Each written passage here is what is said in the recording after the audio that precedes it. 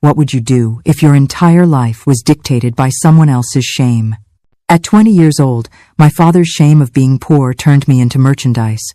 I was sold off to a 4 or 5-year-old man, a wealthy stranger the entire town whispered about. I prepared myself for a life of hell, to be resigned to the fate of property that had been bought and sold. But what I discovered on our wedding night wasn't cruelty. It was a secret he had kept hidden for decades, one more painful than my father's arrangement, and ironically, it was the very thing that set us both free. This story is for anyone who is feeling trapped, defined by others, or believes they aren't worthy of love. If you are listening from anywhere in the world, please leave a comment and subscribe, because there are truths that need to be spread, even if they might shake your beliefs. There are stories, no matter how painful, that must be told. And this is my story. You know why? Because there are many people out there who need to hear that there is a way to overcome, that there is hope even in the most complicated situations in life. And another thing, comment down below where you're listening from. It could be from any corner of this America of ours, which I love to get to know. Tell me too, if you've been through a similar situation, or if you know someone who has. We're going to create a support chain here, folks. Every like, every comment, every share could be the little push someone needs to not give up on life. And if you made it this far, it's because God wants you to hear this entire story. So, don't be shy, participate. Now, let's get to the story that changed my life forever. It was 1946 when I was born in a small wooden house in Harmony Creek, Tennessee. My father, Walter Hayes, was a farmhand on Mr. Harold Vance's farm, and my mother, Clara, took in sewing to help support the house. We were poor, but not destitute. At least not at first. "This girl is going to be a fighter," said the midwife when she saw me crying my lungs out the day I was born. "She has fire in her eyes, just like her father." If only she knew that fire was slowly fading, day by day, maybe she would have prophesied differently. I grew up surrounded by 5 brothers: James, Michael, Robert, Daniel, and Thomas. You might be wondering where 5 older brothers were when their sister was in trouble. But that's just how it was back then. Boys were raised to look out at the world, while girls were tied to the kitchen corner. They feared my father too, and perhaps they were also taught that my business wasn't theirs. I was the only girl, the youngest, and that should have made me the princess of the house. Instead, I became the prisoner. "Girl, don't play in the street," my father would say every time I tried to run after my brothers. "A girl's place is inside the house, helping her mother." I was barely 5 years old when I heard those words for the first time, but I already knew my life would be different from my brothers. While my brothers ran free through the fields, climbed trees, and played baseball in the town square, I stayed cooped up inside the house, learning to sew, to cook, to be a proper family girl. "Tilly," my mother would call me every morning. "Come here and help your mama with the food." And there I'd go, with my little bare feet on the packed dirt floor, to help peel potatoes, grind corn, and sweep the yard. It wasn't just housework, it was preparation for what they thought would be my destiny. To marry as a virgin, be a good wife, give my husband sons. My father treated my virginity as if it were the family's most precious asset. "This girl will marry pure," he'd always repeat, "or she won't marry at all." When I turned 10 inches 1956, things got even stricter. "Tilly, you don't go out alone anymore," my father decreed. "If you go anywhere, you go with your mother or one of your brothers." It was as if I were a treasure that needed to be kept under lock and key. I remember one Sunday afternoon, I must have been about 12, when I saw the girls my age playing Ring Around the Rosie in the square. "Mama," I begged, "can I go play with the girls?" My mother looked at me with pity, but shook her head. "Your father won't allow it. Honey, he says a girl who plays in the street gets lost." Lost. That word echoed in my head every day. How could a 1-2-year-old girl get lost playing Ring Around the Rosie? But I didn't question it. In those days, a girl didn't question her father, no matter how absurd the rule was. "Walter," I heard my mother whisper to my father one night, "the girl is getting awfully sad. Won't it hurt her to play just a little?" "Clara," he replied in that gruff voice that allowed no argument. "A girl who's too happy becomes a flirt. Better sad than lost. And so I grew up, sad, quiet, obedient. While my brothers discovered the world, I discovered only the four walls of my house. While they learned to be men, I learned to be a shadow. In school, which I only attended until I was 14, the other girls would talk about courting, about the little notes they received, about the glances they exchanged at church. I listened to it all quietly because I had nothing to share. My life was home, school, church, always watched, always controlled. Tilly is different, I'd hear the neighbors comment. She's a serious family girl. Family. That word that should bring protection and love, for me, was synonymous with prison. Family was the place where I couldn't be myself, where I couldn't dream, where I couldn't even breathe right. When I left school at 14, my father said, "Now you dedicate yourself to the house, to learning those womanly things. Sewing, embroidery, cooking. That's what a man looks for in a wife." Wife. I didn't even really know what it was to be a wife, but they were already preparing me for it since I was little. Sundays were the worst. At service, I'd see the boys looking at the other young ladies, talking, laughing. Some even flirted secretly after church, but I stayed glued between my father and my mother, unable to exchange a single glance with anyone. "Why won't Daddy let me talk to anyone?" I asked my mother when I turned 15. "Because he wants to protect you, honey," she answered, but there was a sadness in her eyes that said something else. "Protect me from what, Mama?" "From the evils of the world. Evils of the world." To my father, any contact I had with the opposite sex was evil. A boy saying hello was evil. A neighbor asking how I was evil. A fellow from church smiling was evil. At 16, I started to wonder if I was going to spend my whole life this way, watching life pass by through the window, listening to other people's stories, always living in the shadows. "Mama," I said one afternoon, "do you think I'll ever get married?" "Yes, honey," she replied, "when God wills it and your father arranges it." Arranges it. Not even that would be my choice. My husband would be chosen by my father, as if I were an object he needed to negotiate. And the worst part was, I believed that's how it was, that it was normal, that all girls lived that way. Only years later, when it was already too late, did I discover that other families, even poor ones like ours, let their daughters breathe a little, court with supervision, choose their own destinies. But not in Walter Hayes's house. No. In our house, the daughter was the father's property until she became the husband's property. And I was just Matilda, the girl who never got to be young, who never got to dream, who never got to choose. There was one sliver of light in those years, Mrs. Gable, the town librarian. She was an older woman who had never married and seemed to understand the hunger in my eyes. When my father wasn't looking, she would slip me books, Dickens, Austen, stories of women who saw the world. "Your body may be in this house, Matilda," she whispered to me once, handing me a worn copy of Jane Eyre. "But your mind is the one place they can never lock up. Don't you ever let that fire go out." She was my one true teacher, and her words became the armor I didn't know I would need. That is the one spark of hope in her entire world. Her father can lock her body in the house, but Mrs. Gable is arming her mind. Matilda has no idea how much she will need that armor, because she's about to discover that there is a fate much, much worse than just being a prisoner. Until I turned 20 and discovered there was something much worse than being a prisoner, who being sold. The years passed like dry leaves carried by the wind, and I remained there, in the same wooden house, watching life happen on the other side of the window.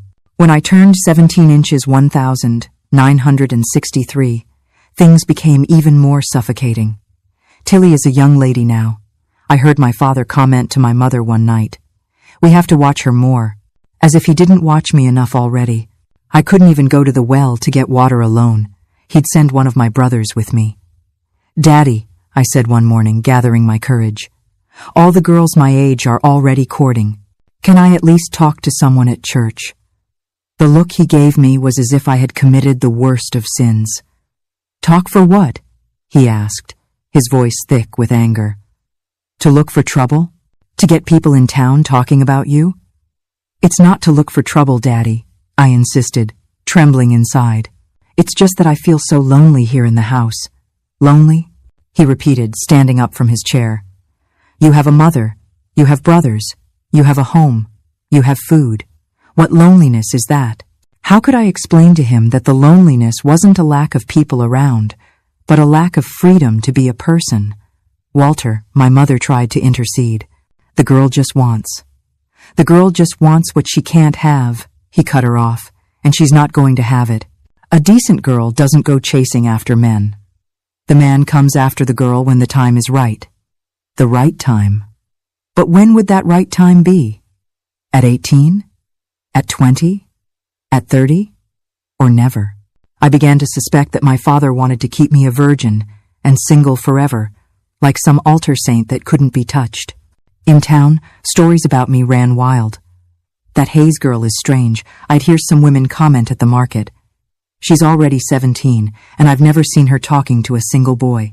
Must be something wrong with the girl, another would reply. Either that or her father is way too strict. If only they knew how much. My father treated my virginity as if it were the family's most precious asset. This girl will marry pure, he'd always repeat, or she won't marry at all. And I had no voice, no say, no choice. When I turned 18, the situation got strange. Mrs. Baker, our neighbor, came to talk to my mother. "Clara," she said, "there's a young man interested in Tilly." My heart sped up. Someone had noticed me. "Who is it?" my mother asked, curious. "It's Mr. Johnson's son from the store, Caleb. A hard-working boy from a good family. He wants to ask Walter for the girl's hand." Caleb. I knew him by sight. A handsome boy, about 22, who always greeted me politely when he saw me at church. But when my mother told my father, the answer was categorical. "No, why not, Walter?" she asked. "The girl is 18 now. The boy is from a good family." "Because I said so," he snapped. "Tilly isn't getting married yet. She's too young." Too young at 18? When would I be too old? The other girls my age were already engaged, some even married, but I remained there, a prisoner of my father's obsession. "Mama," I cried that night, "why won't Daddy let me get married?" "Because he's afraid you'll suffer, honey," she tried to explain, but I could see she didn't understand it herself. "But I'm already suffering in here," I told her. "I'm dying a little bit at a time. Mama, I have no life." "Be patient," she whispered. "Someday he'll allow it. But what day would that be? When I was 30? 40? When it was already too late to start a family? Suitors appeared one by one, and my father rejected them all. There was the shoemaker's son, too poor, the rich farmer's nephew, too rich. He'll want to boss the girl around. The boy from the next county, too far. The boy from right here, too close, everyone will be watching. To my father, no man was good enough for his daughter. Or rather, no man deserved the treasure he kept under lock and key, because that's how he saw me, as a precious object that couldn't be touched, used, lived. When I turned 19 inches 1,965, I was already resigned. "Mama," I said one afternoon, "I think I'm going to be an old maid." "Don't say that, Tilly," she replied, but there was worry in her eyes. "Your father will find someone for you, someone for me." As if I were incapable of finding someone for myself. As if I didn't have feelings, desires, a will of my own. I was just a doll on the shelf, waiting for someone to pick me. The nights were the worst. Lying in my bed, I'd listen to the sounds of the town outside. Young people talking, laughing, living. And me, there, a prisoner in my own home, a prisoner of my father's sick mind, a prisoner of a purity that no one had asked me if I wanted to preserve. God, I'd pray every night. Have you forgotten me? Why does my life have to be this way? But God seemed deaf to my pleas. Or maybe he was preparing something I couldn't yet imagine. During the day, I helped my mother around the house. I sewed, I embroidered, I cooked. I had become a perfect housewife without ever having a house of my own. I knew how to take care of everything, but I didn't know how to take care of myself. I knew how to please a husband, but I had never had a real conversation with a man. "Tilly," Mrs. Baker said to me one day, "don't you find it strange, not knowing any boys?" It was strange, yes, but what could I do? "My daddy doesn't allow it," I replied, lowering my head. But child, she insisted, how will you know if you like someone if you never talk to anyone? That was exactly what distressed me. How would I know what love was if I'd never felt my heart flutter? How would I know what I wanted in a husband if I'd never really met any man? I was going to get married blind, like a shot in the dark. But my father had his own logic. A woman who knows many men isn't worth anything, he'd say. A decent woman marries the first man her father chooses. Choose. Always that word. The woman never chooses. The father chooses. The husband chooses. And so, my dear, 1,966 arrived, and I turned 20. 20 years of life. And it seemed I hadn't lived a single day. 20 years in the world. And I didn't know an inch of it. 20 years a woman, and still a frightened child, afraid of her own father. But it was exactly at 20 that my life took a turn I never imagined. It was when hunger knocked on our door, and my father discovered that even the most precious daughter can become a bargaining chip when need squeezes tight. 20 years old. When I reached that age in March of 1966, I looked at myself in the small piece of broken mirror in our room and saw a stranger staring back at me. It was a woman I didn't know, an adult's body, but a frightened child's soul. My God, I whispered to my own image, what have I become? I had breasts, I had hips, I had everything a woman was supposed to have, but inside I felt like a 10-year-old girl still waiting for her father's permission for everything. In those days, being a single woman at 20 was already cause for comment in town. A spinster aunt. Those words hurt like a knife in my chest.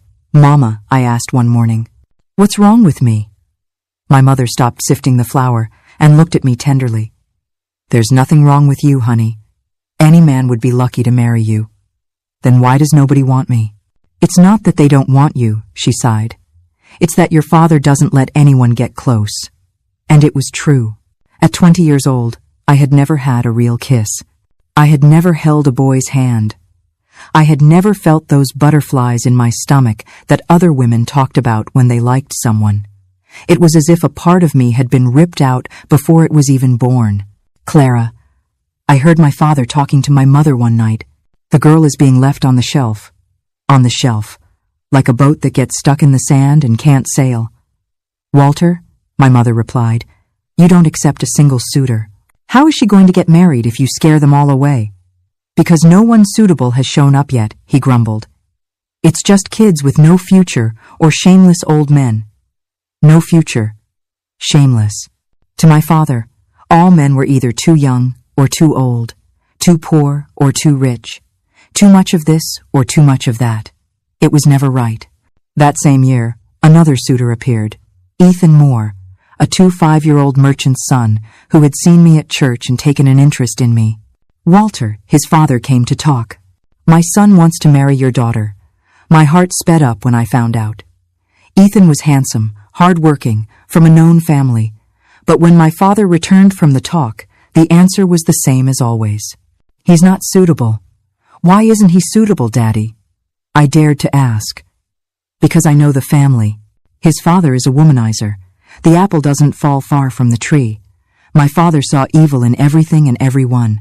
If the boy was single, it was because he was irresponsible. If he was a widower, it was because he didn't know how to take care of his first wife. If he came from a rich family, he would mistreat me.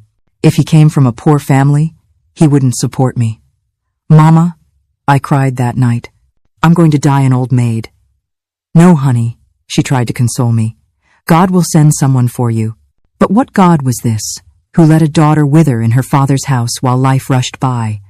The other women my age were already living their lives. Sarah Johnson, my friend from church, already had 2 children. Rose Miller was already pregnant with her 3rd. Emily Davis had been widowed and was already flirting again. And I was still there, inexperienced, like a flower that never saw the Sunday Tilly. Mrs. Scott, a neighbor, said to me one day, aren't you curious about those things between a man and a woman? Curious? I was dying of curiosity, but how could I talk about it? I confessed, blushing. But my daddy says you only learn those things after you're married. Child, she laughed. But how will you know if you're going to like your husband if you don't even know what he's like? That's exactly what tormented me. How would I know if I was compatible with someone if we couldn't exchange a word alone? At night, I would lie awake imagining what it would be like to have a husband, what it would be like to share a bed with someone, to talk about the day's problems, to have children, to build a family. But they were vague, formless dreams, because I had no reference for what intimacy between a man and a woman was.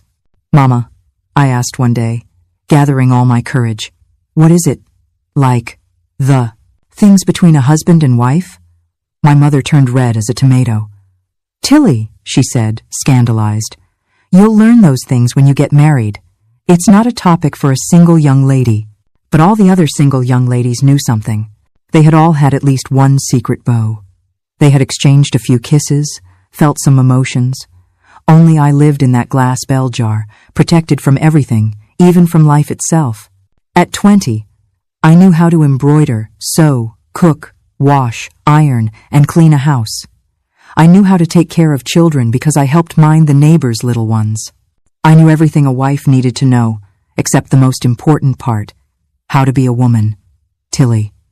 Caleb, Mr. Johnson's son from the store, tried to talk to me after service. "Can I speak with you?" My heart nearly jumped out of my chest. It was the first time a boy had tried to talk to me alone. "I can't," I said quickly. "My daddy doesn't allow it." "But just one word," he insisted. "I wanted to ask you if, Tilly." My father's voice cut through the air like thunder. "Come here, girl." Caleb walked away quickly, and I followed with my head down, feeling people staring, whispering. "What did that kid want?" my father asked when we got home. "Nothing, Daddy. He was just going to say hello." Hello, nothing. A man who approaches a woman wants other things. I don't want to see you talking to him again. Other things. What were these other things that were so dangerous? Why was my father so afraid to let me find out? Were these other things so bad? Or were they so good that he was afraid I'd like them and want more? "Walter," I heard my mother say one night, "don't you think it's time to find someone for Tilly? The girl is 20 years old now." "When the time is right, I'll find someone," he replied. "But it has to be someone who deserves her, who will take good care of her. Take good care of me. As if I were a porcelain vase that could break with any rough movement. As if I had no will of my own. As if I couldn't choose who would make me happy." And so, my dear, I reached the end of 1,966 20 years old. A virgin not just in body, but in soul. A virgin of experiences, of emotions, of life. A woman-child who didn't even know what she wanted because she'd never had the chance to find out. But life has its cruel ironies. When we least expect it, it turns upside down. And it was exactly when I had given up on dreaming that need knocked on our door and changed everything. It was in early 1966 that our life turned upside down. The drought hit hard that year, the kind that makes a Southerner understand the true meaning of the word desperation. Mr. Harold Vance's cattle began to die, and with them, so did my father's job.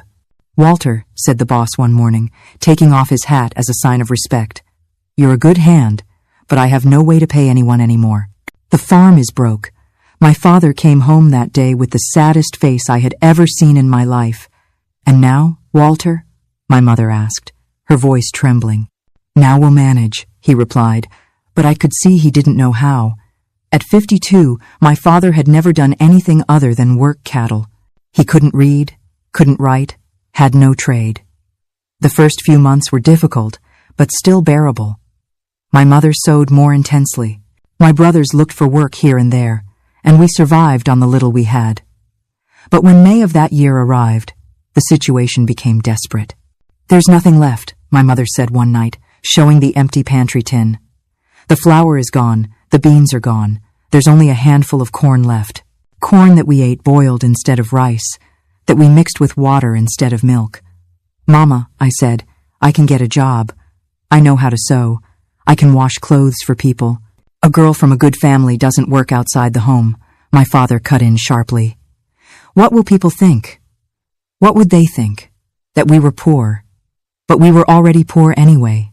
What difference did it make?" "Walter," my mother tried to argue, "things are bad. If Tilly earns a few dollars?" "No." He slammed his fist on the table. My daughter is not going to become a servant for others. As long as I have strength in my arms, I'll provide for my family. But what strength was that if there was no work? What provision was that if there was no food? My father was letting his pride speak louder than our need, and we were all paying the price. A week later, the situation became critical. We went 2 days eating nothing but sugar water. The younger boys, my brothers, cried from hunger. I felt my stomach empty, my head dizzy, my legs weak. Walter, my mother begged, let the girl work. It's just until things get better. Absolutely not, he insisted. I'll find a way. But what way? Where was he going to get money if he didn't accept help from anyone? It was a Thursday that everything changed. I was in the yard hanging the few rags we still had to wash when I heard voices in the living room. My father was talking to someone, but he was speaking too low for me to understand. Tilly, he called me after the visitor left. Come here. I went with a heavy heart because his voice was different, laden with a sadness I had never heard before. Sit there, he said, pointing to the cane-backed chair. I sat, my hands trembling, without knowing why. Honey, he began, unable to look me in the eye. An opportunity has come up for you. What kind of opportunity, Daddy? A man wants to marry you. My heart leaped. Finally, after so many rejected suitors, my father had accepted someone. Who is it, Daddy? Do I know him? It's Arthur Shaw. Arthur Shaw. I knew that name, but not for good reasons. Daddy, I said slowly. Arthur Shaw. Isn't that the older man who lives on the big farm? That's him. I felt a chill down my spine. Arthur Shaw was 45 years old, almost my father's age. He was known in town as a rich but strange man. He lived alone on the farm, never married, never went with anyone, as far as people knew. But Daddy, I stammered, he's so much older than me. He's old enough to be my father. Age isn't what matters, my father said, still not looking at me. What matters is that he's a good man. He has money, he can take care of you, but I don't even know him, Daddy. I've never spoken to that man in my life. You don't need to know him beforehand. Marriage is like that. You get to know him after. After. Always after. Get married first. Get to know each other after. Like each other after. Be happy after.